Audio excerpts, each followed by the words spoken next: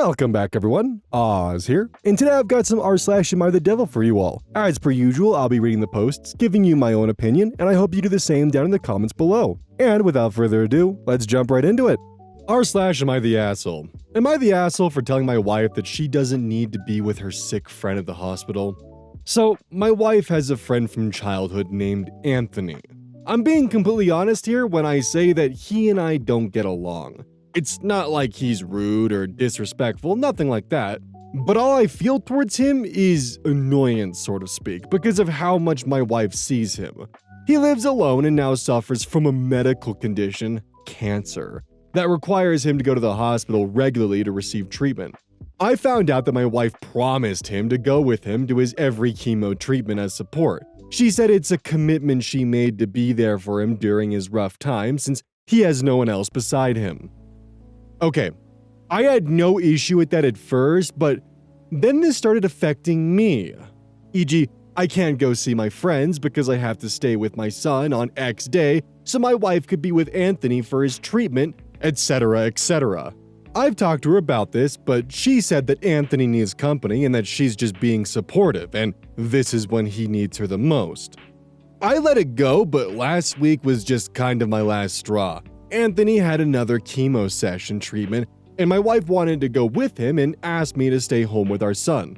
I told her I had to meet up with my mom and sister to eat lunch and that I won't be home. She said she needed to go be with him, and I kind of flipped out at her and said that she doesn't need to be with him and could literally go see him at home the next day or something. She threw a fit and called me cruel for forcing her to leave Anthony by himself since she's all he has, and that I was making her look bad. She also said my appointment with my mom and sister wasn't as important as a chemo session, but I decided to just leave to end the argument. She ended up staying at home, but kept ignoring me when I got back, calling me selfish for not letting her be there to support Anthony with what he's going through. Some of her girlfriends think I'm being a controlling jerk with no consideration for Anthony and what he's been going through. Am I the asshole? So your wife has a friend who has cancer and she wants to be there to support him through chemotherapy. You know the exact dates when this is supposed to happen because it's a weekly session. You're upset because you have to stay at home to watch your child. And then you kind of flipped out because she was going to a chemo treatment with her friend that you knew about in advance, and you told her to reschedule seeing him for tomorrow or something because lunch with your sister and mother certainly could not have been rescheduled for tomorrow or something. And keep in mind, the obligation this revolves around is to your son. Like, your wife is trying to do something nice for a childhood friend of yours, and your main complaint that was the last straw was the fact that you had to watch your son. And you refused to even consider rescheduling lunch with your sister and mother. And then got mad at your wife when she said that a chemotherapy treatment was more important than lunch with your sister and mother. And it's very clear that got under your skin by the fact that you left the argument after she stated that. Yeah, I think your wife's girlfriends are right. You're being weirdly controlling and inconsiderate. Like, damn, dude. r/Legal Advice Canada. Should I sue my doctor or employer? Complicated situation. I posted earlier as well, but I did not include all key details, so this time I will. I started a factory job in November 2024, remote location.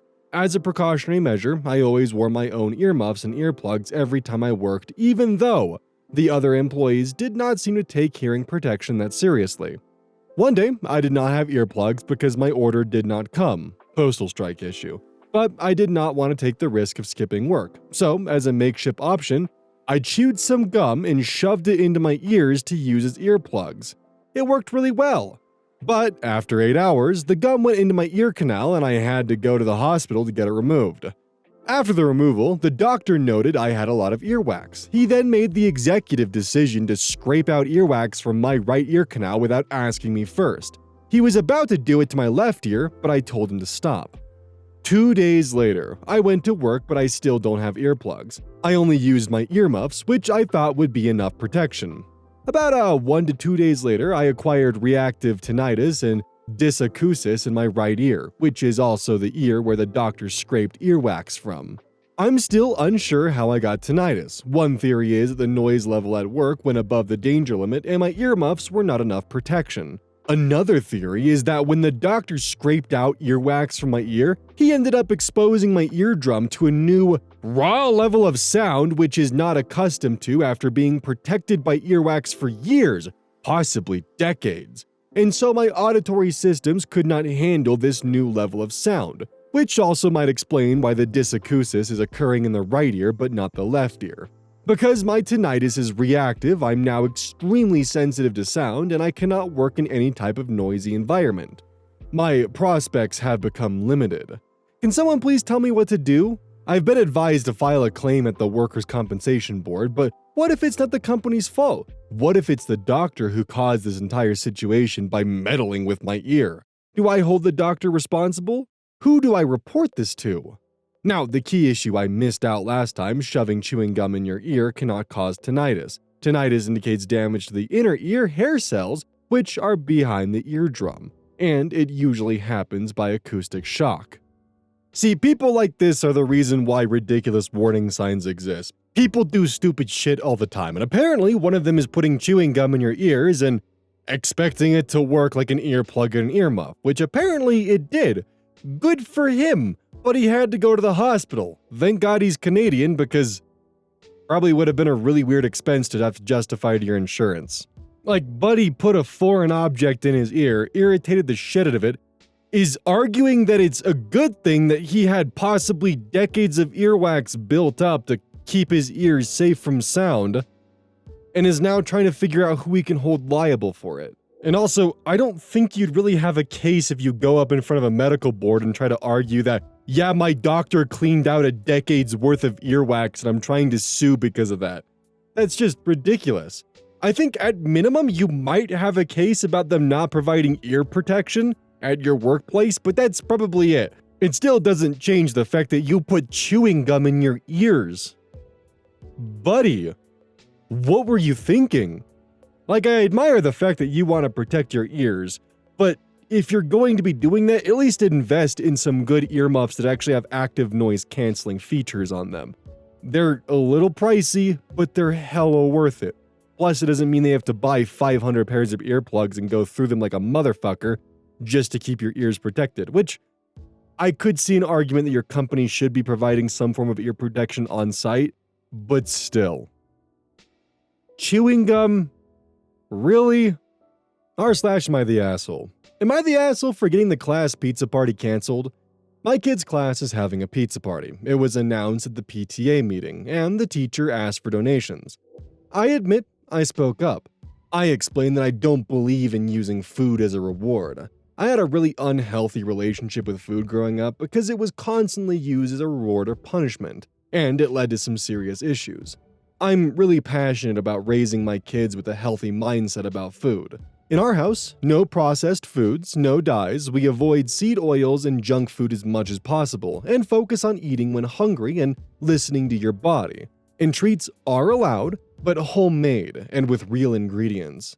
I want them to see food as nourishment, not something tied to their performance or behavior, and we never use dessert or treats as a reward or incentive.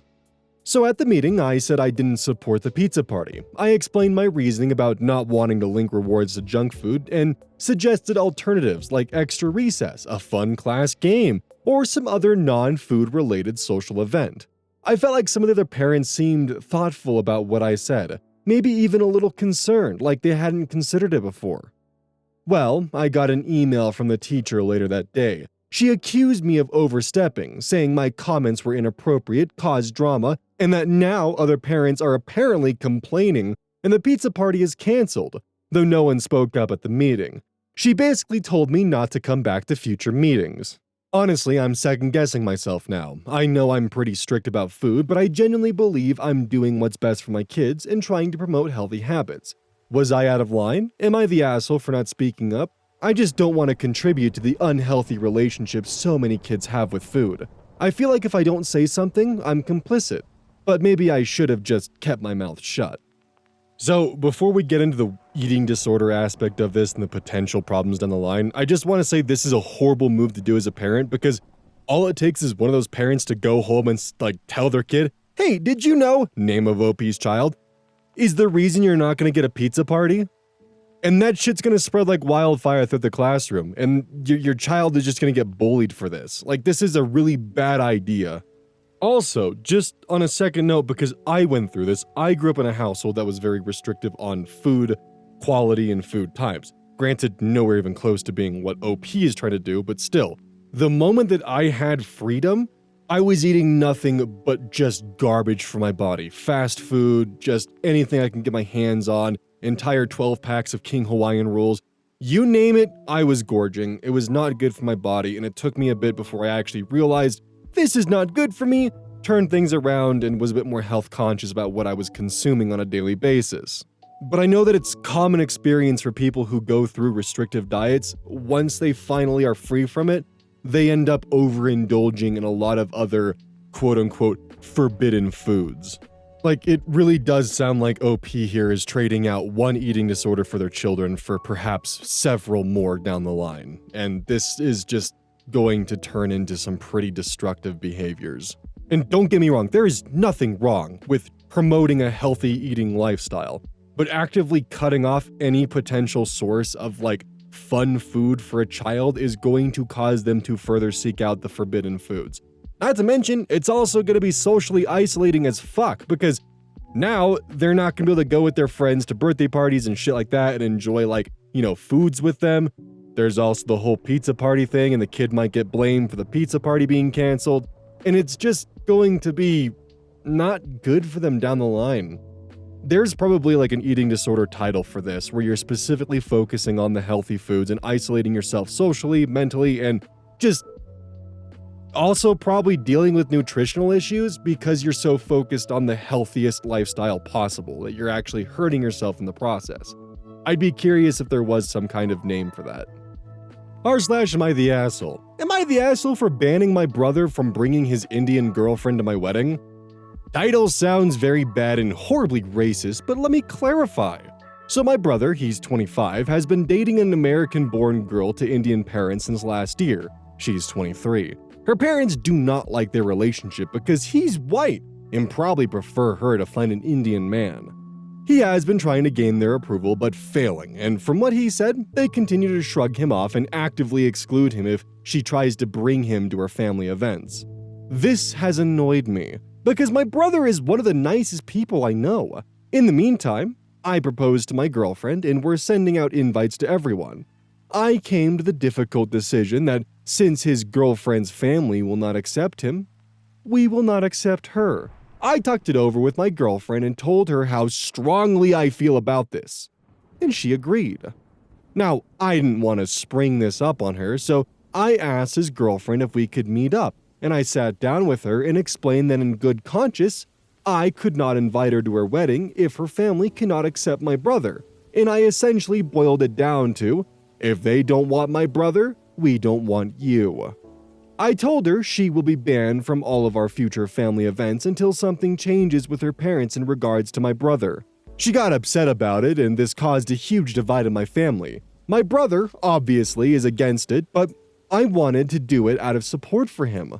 Other relatives agreed this was the right thing to do, but I've been seeking judgment from outside my family to gain a clear perspective if I was being an asshole in making this decision. Edit. I just want to clarify to all the posters that I am not doing this to punish her or her family. She hangs around her family a lot, and given that her family is disrespectful to my brother, I feel that makes her toxic, and I do not want toxic people at my wedding. If she disowns her family, then she can come. Seems like you may have moved the goalposts there. So first things first, I want to do a fun little thought exercise, and I want to ask the question of why was the race as important as it was? Because you could have removed her race entirely from this and just stated that her parents aren't approving of your brother, but instead the focus on the race in the beginning was definitely a little bit interesting, and you're not beating the racism allegations that you're already preemptively defending yourself from with the title sounds very bad and horribly racist. So why even include the race in the first place? I do understand that in your eyes at least, her parents aren't accepting of him because he's not Indian and he's white. But you could have just simply stated, Her parents are unaccepting of him for superficial reasons. You could have stated something like that, and honestly, probably more people would have been on your side with this one. But because you made it weirdly about their race and their culture and their heritage, there is a little bit of a eyebrow raised at you about that. Now, if we look at the story and just separate the race entirely out of it, because OP very clearly couldn't, it still does suck that you're punishing the girlfriend for the actions of her parents, and you can't really fault the 23-year-old for still being around her parents at the age that she's at, especially because you made it about race, the cultural connections they're going to have, it's going to be a lot more complicated. And also, what a terrific message to send to your brother's girlfriend. Hey, everything that your parents are saying about us is probably correct. We are terrible and horrible. Anyways, you can't come to my wedding because you're terrible and horrible. Have a great day. And with that, I also want to add that his girlfriend is literally going against her family's wishes to date your brother. She is going against the grain of what her family wants to be with your brother. And you're making it more difficult for her to justify being with your brother. But again, that's just my opinion. How do you all feel? If your brother or sister or sibling had a partner that had a disapproving family, would you then include the partner as being removed from your guest list of your wedding because of their family's actions towards your sibling? Is that a justified response in your eyes? Or in this case, it's a little bit weird because he made it weirdly about race. I don't know. I'd love some additional input on this one. R/relationship advice. My, 28 male, sister, 23 female, has ghosted me for defending my wife, 29 female. How can I make amends while enforcing my boundaries? My sister and I are typically really close. I was more than just a big brother to her, but a mentor, someone she can look up to. We talk every day, or at least used to, and I would give her great advice. My sister's going through the point where she's figuring out her gender and sexuality, and I've been completely supportive. One thing about me is I am a strong progressive. People tell me they're impressed with how much of an ally I am to marginalized people. Keep in mind, I work in a field with a lot of conservative people. I am an army captain, I enlisted, and then went through OCS and accomplished a lot while on active duty. I left active duty because I met the one person who's more intelligent than me and the love of my life. And the most beautiful woman in the world. She finishes up law school soon and will be taking the bar, which I know she will ace. I can go on and on about my lovely wife, but we of course have our differences. When I first met my wife, she wasn't really political and didn't pay attention to politics. This started changing last year, and she's become deeply conservative, both socially and economically. Like I said, I'm a strong progressive who disagrees with my wife. I voted for Elizabeth Warren in the Democrat primary in 2020, so that gives you an idea of my politics.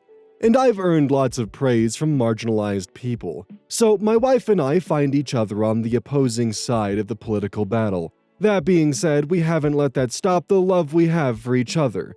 We are actually going to start trying for a baby soon. Unfortunately, my sister has not been respectful of the views of my wife, in particular my wife's social views. This spiraled into a huge argument, and I called her out and told her I won't tolerate disrespect from my wife without going into much detail. After this argument, I haven't heard from her. I've called, texted, etc. God damn, dude, 90% of this post was just you patting yourself in the back while giving a complimentary handy. Like, come on, dude. What the hell were these 3 paragraphs beforehand? You just come off as if your ego is just grotesque, my man. People like to say that I'm the martyr for marginalized communities. Look how great I am. Like, buddy, you're not fooling anyone. Your performative act here of how progressive you are is really just showing that you're hiding an inner darkness that's probably pretty revolting. Like, let's be clear here. We see right through it. Now, on to that final paragraph there. What did your wife say to your sister? Because that's the real question here. Like, what did your wife say to your sister to provoke the argument? Because you already admitted you won't go into much detail on what actually happened. But I doubt your sister just out of nowhere said, "No, I'm not gonna tolerate your wife." Like, what'd she say to her? Because the 3 paragraphs beforehand speak to a pretty huge inner guilt that your wife said something pretty fucked up to your sister and you did not defend your sister despite you talking about how socially progressive you are. The self-aggrandizing tells an entirely different story here, buddy. So what actually happened? I should also add that I'm a bit tired because I've been working on a main channel upload for the past 2 weeks, and I might be a little bit short-fused this episode.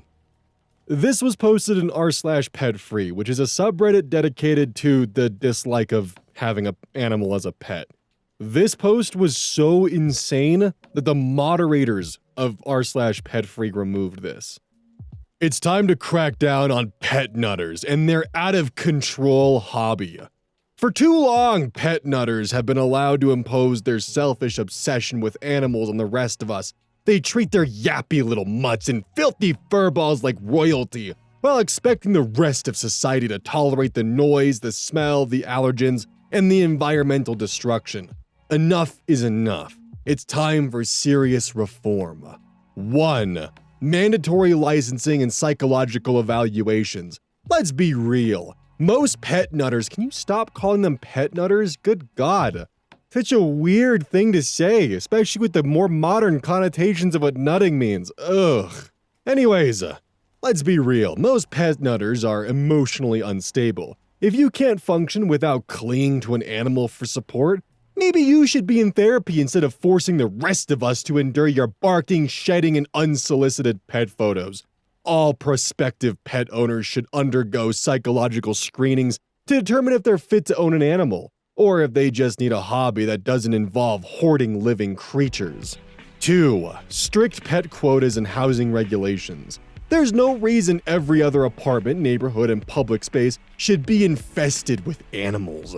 A strict 1 pet per household limit should be enforced, and shared living spaces should require 100% approval from all residents before an animal is allowed. If even one person objects, no pets allowed. Period. 3. Work requirements for pets. No more freeloaders. If pet nutters insist on keeping animals, then those animals should contribute to society. Every dog over 20 pounds should be enrolled in mandatory security patrols or waste retrieval programs. Cats should be required to manage local rodent populations, and if a pet isn't providing tangible labor, owners could face fines or surrender requirements. 4. Curfews, noise laws, and public conduct standards. Why do we fine people for noise violations but let dogs bark at all hours? Why do we tolerate dander clouds, fur-covered furniture, and slobber-coated public spaces? It's time to implement 8 p.m. pet curfews enforced with electronic tracking, immediate removal of nuisance animals for excessive barking, shedding, or jumping on people. Public conduct standards. If a dog so much as lunges, barks, or drools in someone's general direction, the owner should be fined on the spot. 5. The pet tax. Because we shouldn't pay for their mess. The environmental impact of pet ownership is catastrophic. Millions of pounds of waste, factory farm pet food, and senseless overbreeding. Every pet should be taxed based on its size and resource consumption. Small dogs and cats be $500 a year, medium dogs $1,000 a year, large dogs and exotic pets $2,500 a year, because if you need a wolf-sized animal, you should pay for the damage it causes. 6. Phasing out the pet epidemic. Let's face it, most pets serve no real purpose. The days of keeping animals as pointless drooling accessories should come to an end. A phased reduction plan should be introduced to gradually eliminate non-working pets within 20 years. Service animals and trained working dogs can be exempt, but the era of compulsive animal hoarding should be over. By 2025, we should have a functional, pet-free society. This isn't anti-pet, it's pro-sanity. Pet nutters have gotten away with making their personal obsession everyone else's problem for too long. It's time to put rules, limits, and consequences in place before they turn society into one giant kennel. Look, I'm fine if you want to live a pet-free lifestyle, but this is fucking insane. I don't like this, so you can't have it, is a fucking childish mentality, dude. Not to mention, the entire r/petfree subreddit is pretty fucking crazy. There was literally someone who had their house burned down, and they were devastated that their cat died in the fire. and r/pet-free is making fun of the person for mourning their loss of their cat, which in many cases is a family member, and not the loss of their things. The moderators will literally remove posts for being pet apologist. And look, don't get me wrong, if having a pet is not for you, that's entirely fine. It's not for everyone.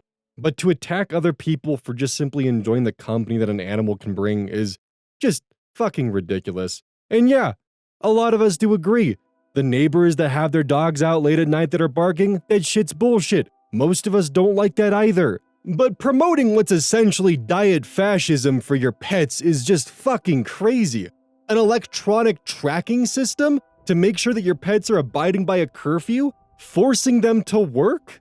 If they drool in your general direction, the owner gets fined? And I also just want to give a little bit of a history lesson here. There's not a new pet epidemic. Animals have been a part of human life since quite literally the Sumerians learned how to write. That's where we have the first records of just casual pet ownership. But we know it goes back way further because of just simply how we've evolved and adapted with dogs. Cats just kind of showed up and did their own thing, but still. To phrase pet ownership as some kind of recent epidemic is just a fairly dishonest way of looking at things. Hey, welcome to the outro. Don't forget this whole thing is basically brought to you by GamerSupps. If you like caffeine, then I can't recommend GamerSupps enough. Use code OZ at checkout to support the channel. And I do actually use this product. It's replaced all other sources of caffeine for me because I feel good. It doesn't have any of that extra stuff that a pre-workout blend might have. It's with a couple of the extra things to make it so you don't crash as hard. It's good. I like it.